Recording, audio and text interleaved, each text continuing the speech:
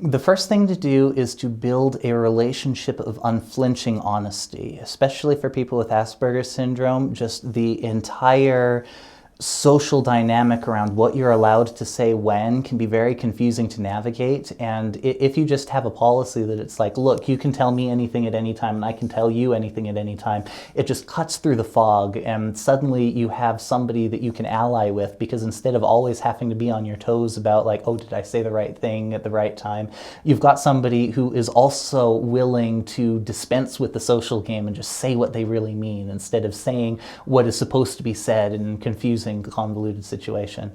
Once you develop that relationship of trust, then what you can do is you can start telling your Aspie loved one when they are doing something socially wrong in a way in which they can feel trusted that you love them anyway. A lot of people think if somebody is weird, the best thing to do is to not mention that they're weird, because mentioning it is going to make them feel worse about themselves. But that's entirely the wrong tack to take for somebody with Asperger's syndrome. If they're weird, it's not because it's just who they are, it's because they are trying to be normal and failing in some way. And the closer that you can, and the more quickly you can work with them to determine where that disconnect is and to help them be normal, the happier they will be, because they want to act normal.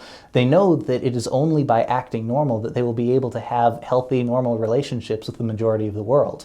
So that's what I would say. Don't just ignore their weirdness, but bring it up to them. Say, hey, you might not realize this, but shaving is a bad thing to do at a table with your friends. You know, that this is something that you should probably do in a bathroom, because otherwise you will get weird looks and people will think that you are strange. That's something we want to hear. We want to learn how to interact with others.